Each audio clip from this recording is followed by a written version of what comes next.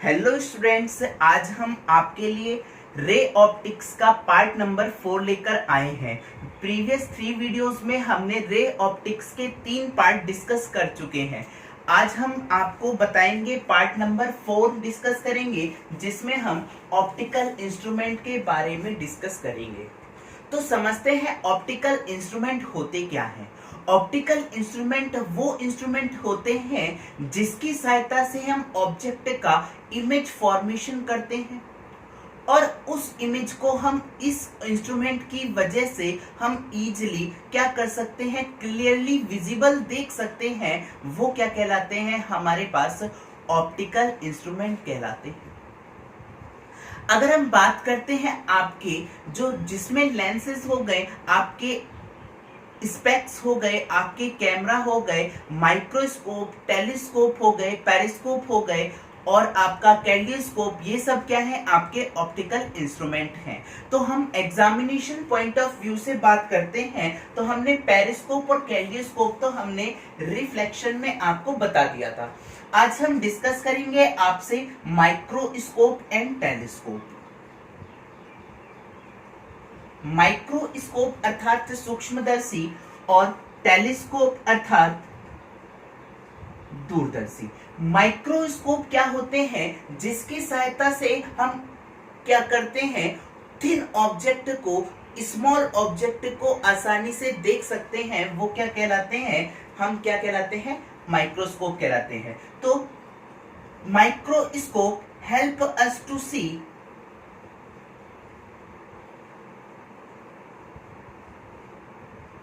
very small object या things। जैसे हम बात करते हैं आपकी बैक्टीरिया हो गए, पैरासाइट हो गए, परजीवी। तो ये जो होते हैं, हम माइक्रोबायोलॉजी में हम मोस्टली किसका यूज करते हैं, माइक्रोस्कोप का यूज करते हैं। ठीक है। अगर हम बात करते हैं वही टेलीस्कोप की, टेलीस्कोप क्या होता है, help us to see distant object, अर्थात दूर की वस्तुओं को हमें आसानी से देखने के लिए हम किसका यूज करते हैं, टेलीस्कोप का यूज करते हैं। जैसे मैं बात करता हूं, इसमें आपका मून हो गया, आपका प्लैनेट्स हो गए, और ये सब चीजें हम क्या करते हैं, टेलीस्कोप की सहायता से उनका विजिबल देख सकते हैं। आगे हम बात करते हैं, सबसे पहले हम बेसिक चीज समझते हैं कि हमारे पास ऑप्टिकल इंस्ट्रूमेंट में क्या क्या चीज हमारे काम में आती है। पहले मैं बात करता हूं सबसे पहले विजुअल एंगल की, जिसे हम बोलते हैं क्या, दर्शन कोण। क्या बोलते हैं, दर्शन कोण। तो जो ऑब्जेक्ट जो होता है वो हमारी आईज पर जितना एंगल फॉर्म करता है, हम उसको क्या बोलते हैं, दर्शन कोण। तो इस ऑब्जेक्ट ने जितना एंगल फॉर्म करा, वही क्या हो गया, मेरे पास विजुअल एंगल के बराबर हो गया। मतलब हाइट ऑफ ऑब्जेक्ट अगर मेरे पास ज्यादा होगी तो विजुअल एंगल भी क्या होगा, ज्यादा होगा, और रेटिना पर जो इमेज बनेगी वो क्या बनेगी, लार्जर बनेगी। ठीक है। तो मैं कह सकता हूं यहां से हाइट ऑफ ऑब्जेक्ट जो है वो डायरेक्टली प्रोपोर्शनल है किसकी, विजुअल एंगल की। नेक्स्ट हम बात करते हैं मैग्निफिकेशन पावर की, अर्थात आवर्धन क्षमता क्या होती है। मैग्निफिकेशन पावर, मैग्नीफाइंग पावर जो होती है, ये किसका रेशियो होती है, जब इंस्ट्रूमेंट के थ्रू जो फाइनल इमेज बन रही है। मैंने कहा कि इंस्ट्रूमेंट के थ्रू जो फाइनल इमेज बन रही है आपकी, वो कितना एंगल फॉर्म कर रही है आपकी आंखों पर, उसका रेशियो। और जब हमारे पास ऑब्जेक्ट जो है वो क्या है, लीस्ट डिस्टेंस विजन पर रखा हुआ है, मतलब 25 सेंटीमीटर की दूरी पर रखा हुआ है, तब उसने कितना एंगल फॉर्म करा, तो इसके रेशियो को हम क्या बोलते हैं, मैग्निफिकेशन पावर बोलते हैं। तो मैं कह सकता हूं कि angle formed by final image through instrument के थ्रू जो बन रही है, और angle formed by least distance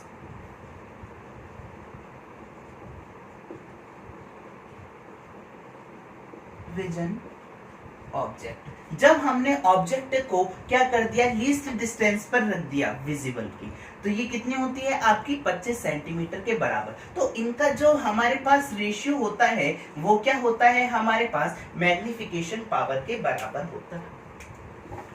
आइए सबसे पहले हम बात करते हैं सिंपल माइक्रोस्कोप की। सिंपल माइक्रोस्कोप क्या होते हैं, जिसमें आपका ओनली एक लेंस यूज करा जाता है, स्मॉल फोकल लेंस का। सपोज दैट मैंने कहा कि मेरे पास जो ऑब्जेक्ट रखा हुआ है ये क्या है, आपका कॉन्वेक्स लेंस। जब आपका ऑब्जेक्ट जो है वो फोकस पे ही रखा हो तो हमारे पास इमेज का फॉर्मेशन कैसा होता था, हमारे पास इन्फिनिटी पर होता था।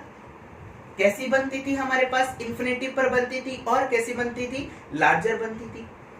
पर मैं ऑब्जेक्ट को फोकस पर ना रखे, फोकस और ऑप्टिकल सेंटर के बीच में रखता हूं, तो हमारे पास इमेज का जो फॉर्मेशन होता है, मैंने कहा कि मेरे पास ऑब्जेक्ट जो है वो क्या है, आपका फोकस और ऑप्टिकल सेंटर के मिड में रखा हुआ है या बीच में रखा हुआ है कहीं पर। तो यहां से रेज आएंगी, लाइट रे, और कहां पर ये जाकर मीट करती हैं, हमारे पास फोकस पर। ठीक है, और हमारे पास जब ये ऑप्टिकल सेंटर से होकर जाएंगी तो ये कुछ ऐसे करके जाएंगी। ठीक है, तो हमारे पास ये दोनों रेज जो है वो कैसी रे हैं, डाइवर्जिंग रे हैं। तो इन दोनों ये यहाँ पर तो मीट नहीं होंगे, हम क्या करेंगे, इन्हें पीछे की तरफ मिलाएंगे। तो मेरे पास इमेज का जो फॉर्मेशन हो रहा है वो क्या हो रहा है, आपका एक कैसी इमेज बनेगी, आपकी वर्चुअल इमेज बनेगी, और कैसी बनेगी, लार्जर इमेज बनेगी, और कैसी बनेगी, इरेक्टेड इमेज बनेगी, अर्थात सीधी इमेज बनेगी। तो सिंपल माइक्रोस्कोप में हम जब मैग्निफिकेशन पावर निकालते हैं, ये क्या होता है आपका बीटा अपॉन अल्फा। मैंने कहा कि फाइनल इमेज का जो फॉर्मेशन है वो कितना है, मेरे पास यहाँ पर बीटा। ऑब्जेक्ट की हाइट मैंने मान ली h0 और इमेज की हाइट मान ली मैंने hi। तो जहां पर ऑब्जेक्ट रखा होगा तो हमारे पास उसकी डिस्टेंस हम कितनी लेते थे, u। ठीक है, मैंने u ले ली। तो ये मैंने मान लिया, ये क्या है, हम जो इमेज बनेगी हम क्या करते हैं, इसको आई लेंस के थ्रू देखते हैं। तो ये मेरे पास क्या हो गया, मैंने ऑब्जेक्ट डिस्टेंस मान ली ue। तो अगर मेरे पास वहीं पर ऑब्जेक्ट जो है वो क्या रखा हुआ है, लीस्ट डिस्टेंस विजन पर रखा हुआ है। जब वो लीस्ट डिस्टेंस विजन पर रखा हुआ है तो वो उसकी डिस्टेंस यहां से कितनी होगी, d। तो यहां से आपका बीटा अपॉन अल्फा कैसे निकालेंगे, यहां से मैं tan बीटा लिखता हूं, तो tan बीटा बराबर क्या हो जाएगा आपका h0 अपॉन ue, और tan अल्फा कितना बराबर हो जाएगा आपका h0 अपॉन d के बराबर।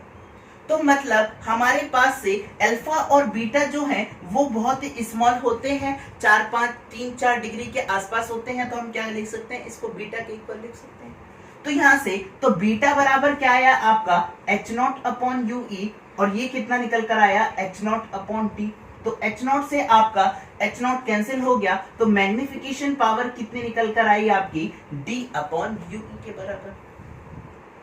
मैंने कहा कि इसके दो केस होते हैं। पहले केस में मैं बात करता हूं कि मेरे पास जो ऑब्जेक्ट जो है, ऑब्जेक्ट की जो इमेज बन रही है वो कहां बन रही है, मैंने कहा कि इमेज फॉर्म्ड एट इंफिनिटी। जब इमेज फॉर्म्ड मेरे पास इंफिनिटी पर होगी तो मेरे पास ये ऑब्जेक्ट की डिस्टेंस ये क्या हो जाएगी, फोकल लेंथ के बराबर हो जाएगी। तो मैं यहां से लिख सकता हूं ue बराबर fe। तो f बराबर कितना आ गया आपका, d अपॉन f बराबर। ठीक है, सेकंड केस में अगर मैं बात करता हूं, सेकंड केस मैंने कहा कि ऑब्जेक्ट जो है, इमेज का फॉर्मेशन जो हो रहा है वो कहां हो रहा है, image formed at least distance vision. मतलब कहां पर हो रहा है कि मेरे पास जो ऑब्जेक्ट है वो उसकी जो इमेज बन रही है वो कहां पर बन रही है, आपके लीस्ट डिस्टेंस विजन पर। तो आपका इस केस में आपको पता है v बराबर कितना हो जाएगा, -t के बराबर, ठीक है। और u कितना हो जाएगा आपका -ue के बराबर, ठीक है। तो यहां से 1/f बराबर निकालते हैं तो क्या होता है 1/v माइनस का 1/u। यहां से मैं लिखता हूं माइनस का, ये कितना हो जाएगा 1/d माइनस माइनस प्लस, ये कितना हो जाएगा u। तो यहां से जो हमारे पास 1/d प्लस 1/f बराबर कितना आ गया ue, 1/ue के बराबर। मैं यहां से ue बराबर लिख सकता हूं df/d प्लस का f। तो यहां से मैग्निफिकेशन पावर जो आएगी लीस्ट डिस्टेंस विजन पर कितने पर आ जाएगी, m बराबर d/ue, d/ue। आप क्या करो, ये यहाँ पर ue की वैल्यू पुट करो। ue की वैल्यू क्यों पुट कर रहे हैं, क्योंकि हमें पता है ऑब्जेक्ट की डिस्टेंस क्या हो सकती है, अलग अलग हो सकती है। मेरे पास लेंस की फोकल लेंथ के टर्म में निकाल लेते हैं हम इसे। तो हमने क्या करा, मैंने इसको d प्लस का f, तो मेरे पास यहाँ से d से d कैंसिल हो गया, तो ये कितना आ गया 1 प्लस का d/f।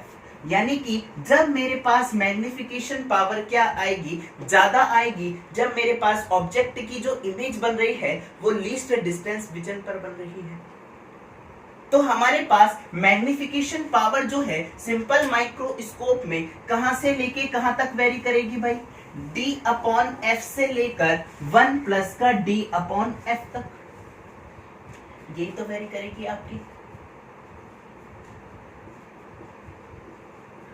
ये इमेज कब बनेगी, जब आपकी इमेज कहां बन रही है, इन्फिनिटी पर बन रही है। और ये वाला मैग्निफिकेशन कब आएगा, जब आपका इमेज का फॉर्मेशन लीस्ट डिस्टेंस विजन पर हो रहा है, ठीक है। नेक्स्ट हम बात करते हैं आपसे कंपाउंड माइक्रोस्कोप की।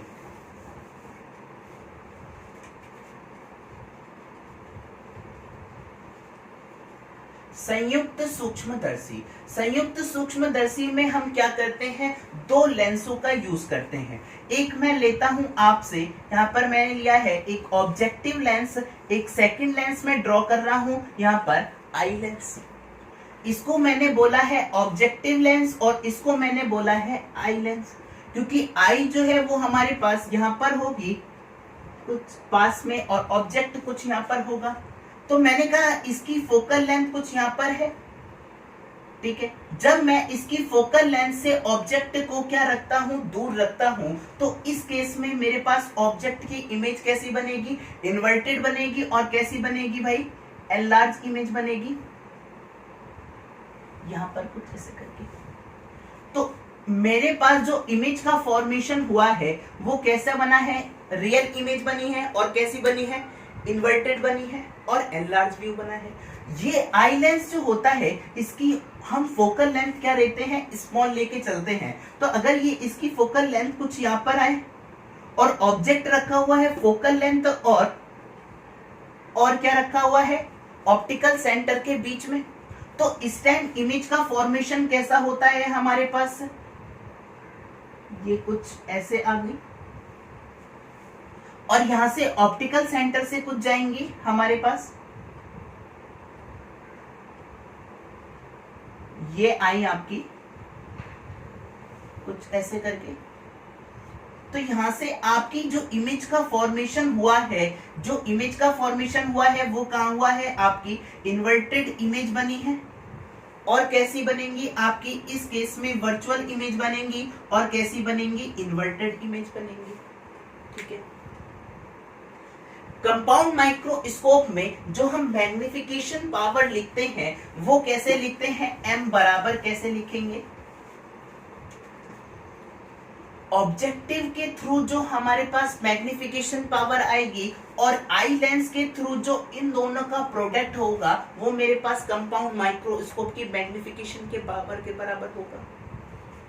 यहां पर ऑब्जेक्ट का अगर मैंने कहा है, पहला केस लेके चल रहा हूं मैं कि इमेज फॉर्म्ड एट इंफिनिटी। जब मेरे पास इन्फिनेटिव पर फॉर्म्ड होती है, इस केस में हम किसके थ्रू देखते हैं? रिलैक्स्ड आई के थ्रू। तो यहां पर आपको पता है m बराबर क्या होता है? v not upon you, v upon you. ठीक है, अब मेरे पास आई लेंस पर जो मेरे पास इन्फिनिटी पर इमेज फॉर्म हुई थी, तो सिंपल माइक्रोस्कोप की तरह बिहेव करेगा, d अपॉन एफ ई के बराबर। तो मैं इसको लिख सकता हूं d अपॉन एफ ई के बराबर, बिल्कुल लिख सकते हैं।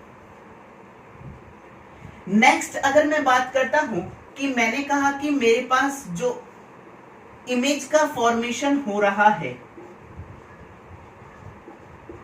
एट लीस्ट डिस्टेंस विजन पर, तो हमारे पास मैग्निफिकेशन पावर जो आपकी कंपाउंड माइक्रोस्कोप की निकल कर आती है, ये तो हो जाएगा आपका v not upon you not. ये कितना हो जाएगा आपका 1 प्लस का d अपॉन एफ, क्योंकि यहां पर मैग्निफिकेशन पावर क्या होगी आपकी? मैक्सिमम निकल कर। ठीक है, नेक्स्ट हम बात करते हैं आपसे टेलीस्कोप के बारे में।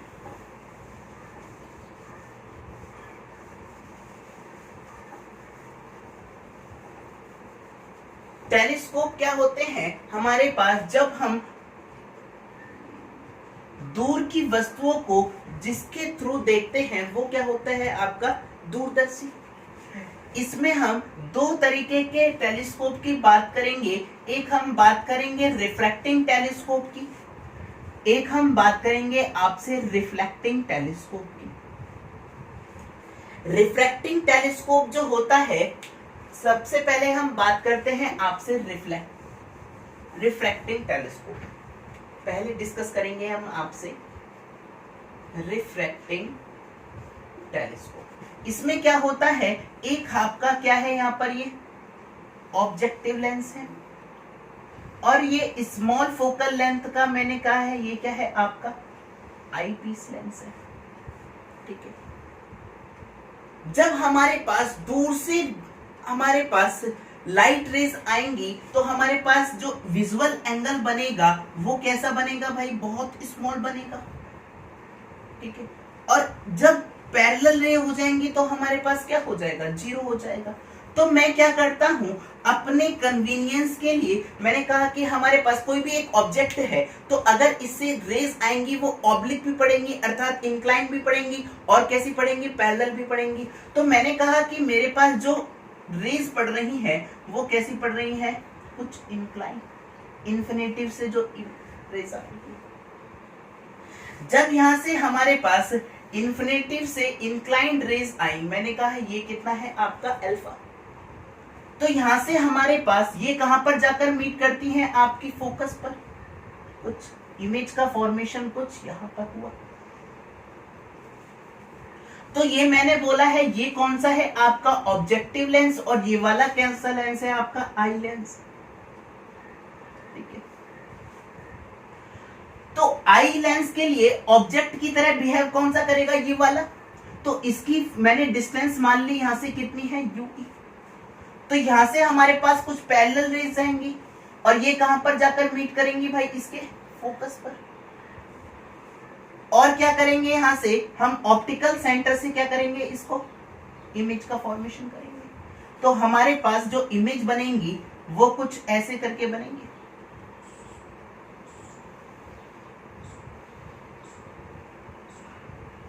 ठीक है,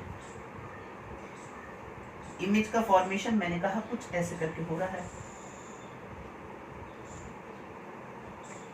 जब इमेज का फॉर्मेशन यहां पर हुआ, तो ये इमेज कैसी बनी हमारे पास? एनलार्ज बनी, और कैसी बनी? इन्वर्टेड बनी, और कैसी बनी? वर्चुअल इमेज बनी। तो रिफ्रैक्टिव टेलीस्कोप में अगर हम बात करते हैं, तो ये वाला जो लेंस होता है इसका साइज क्या होता है? बहुत ज्यादा बल्की होता है। अगर हम बात करते हैं तो इसने जितना एंगल बनाया है, ये वाला एंगल क्या हो जाएगा? अल्फा के बराबर। और ये कितने के बराबर है? डिस्टेंस एफओ के बराबर। मैंने कहा कि जो ऑब्जेक्टिव लेंस के थ्रू जो इमेज बन रही है उसकी हाइट है कुछ ए बी, और जो हमारे पास आई लेंस के थ्रू जो बन रहा है वो मैंने कहा है आपका कितना है? आपका ये कुछ एंगल है आपका, ये मान लो आपका बीटा। तो मेरे पास से यहां से जो इमेज का फॉर्मेशन हुआ है, ये मैं कितना कहूंगा, ये कितना हो जाएगा। इमेज फॉर्मेशन कैसे निकालते थे, magnification power beta upon alpha से। तो यहां से मैं tan बीटा लिखता हूं, तो tan बीटा क्या हो जाएगा, परपेंडिकुलर अपॉन बेस, तो AB अपॉन UE, और यहां से tan अल्फा कितना आ जाएगा आपका, AB अपॉन FO के बराबर। तो यहां से अल्फा और बीटा क्या है आपके, स्मॉल है, तो मैं यहां से बीटा बराबर लिख रहा हूं 1 AB upon UE into AB upon F0। तो हमारे पास मैग्निफिकेशन पावर जो निकल कर आई है किस केस में, रिफ्रैक्टिव टेलीस्कोप में, वो कितने निकल कर आई है, F0 अपॉन UE के बराबर। ये क्या है, इसके लिए फोकल लेंथ पॉजिटिव हो जाएगी और ये वाली क्या हो जाएगी, नेगेटिव। तो यहां पर क्या कर देंगे, माइनस साइन लगा देंगे। मैंने कहा कि मेरे पास जो इमेज का फॉर्मेशन हो रहा है वो क्या हो रहा है, फर्स्ट केस लेके चल रहा हूं, image formed at least distance,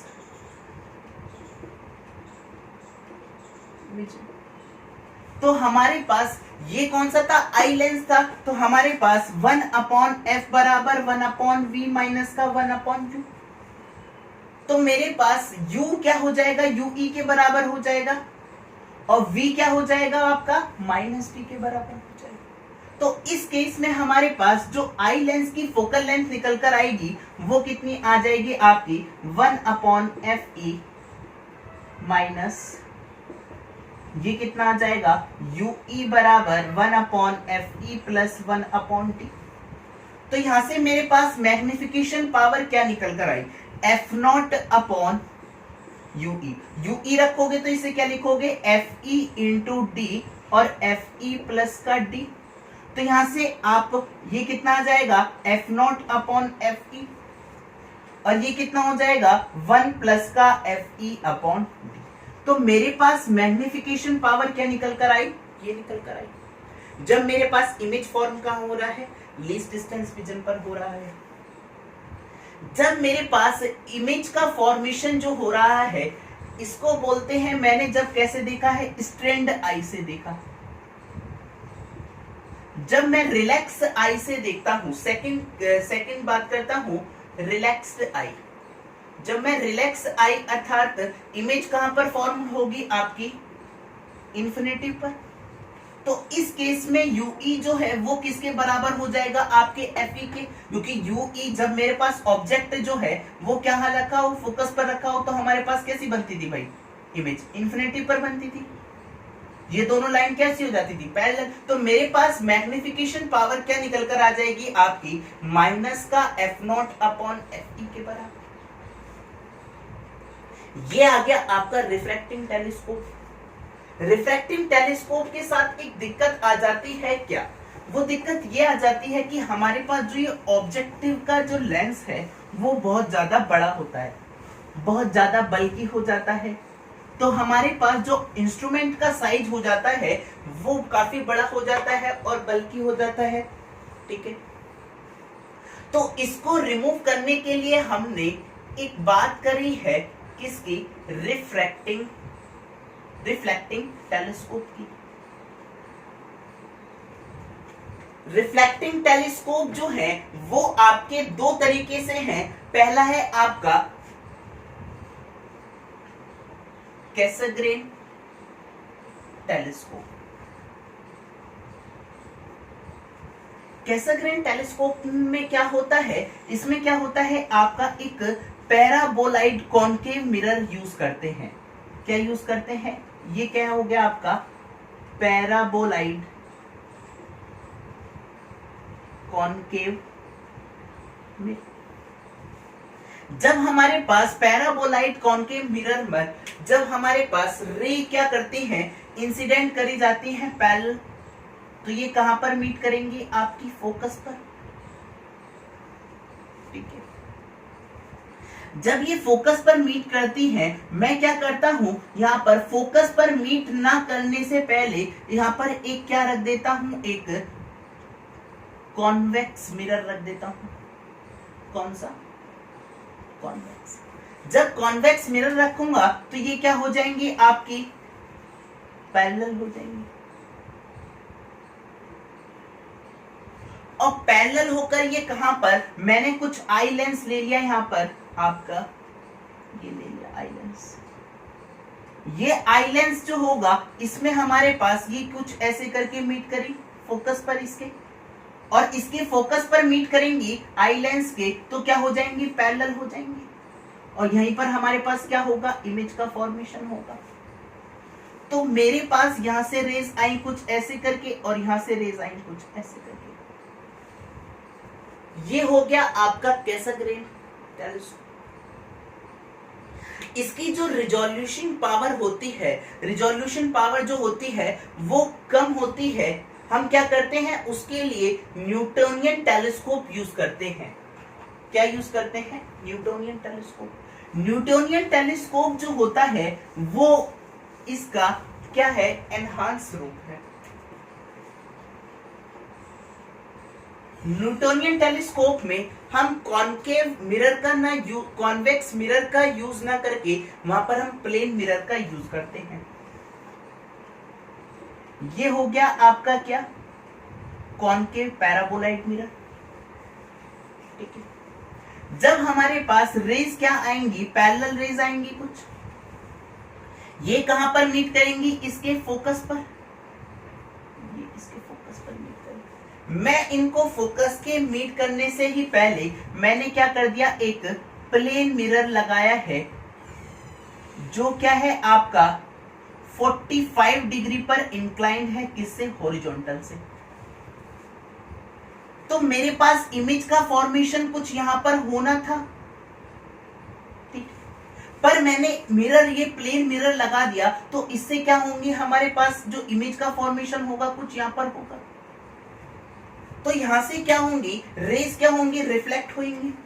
जब ये रेज रिफ्लेक्ट होंगी तो मैंने कहा ये कुछ ऐसे करके आई, और ये वाली रेज कुछ ऐसे करके आई। तो इमेज का फॉर्मेशन मेरे पास कहां हुआ? कुछ ऐसे करके। फाइनल इमेज तो यही बनी। ये आपकी हो गई कौन सी? पहली वाली इमेज। तो ये जो है इमेज जो है, इसमें हम क्या करते हैं? एक आई लेंस का यूज कर लेते हैं, जिसके थ्रू हम क्या करते हैं? इस ऑब्जेक्ट की इमेज को आसानी से देख सकते हैं। ये हो गया आपका न्यूटोनियन टेलीस्कोप। ठीक है। एक बात और बात करते हैं कि हमारे पास एक होता है स्फेरिकल एबरेशन। स्फेरिकल एबरेशन जो होता है उसको हम बोलते हैं गोलीय विपथन। क्या बोलते हैं? गोलीय विपथन। स्फेरिकल एबरेशन में क्या होता है? मेरे पास जो लेंस होता है वो बीच में कैसा होता है? मोटा। ये कॉन्वेक्स लेंस के लिए ही मोस्टली होता है, और किनारों पर कैसा होता है? ये थिन।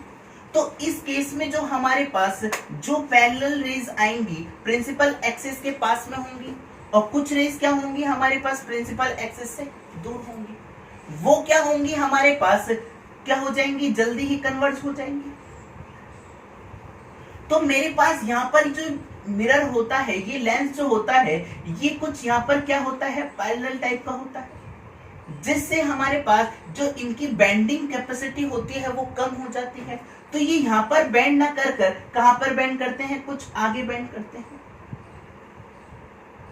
ठीक है। तो ये जो हमारे पास, ये जो डिस्टेंस का जो हमारे पास डिफरेंस आता है, इसी को हम क्या बोलते हैं?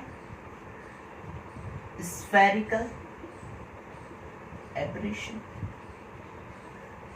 स्फेरिकल एबरेशन, या इसको हम बोलते हैं गोलीय विपथन। ठीक है।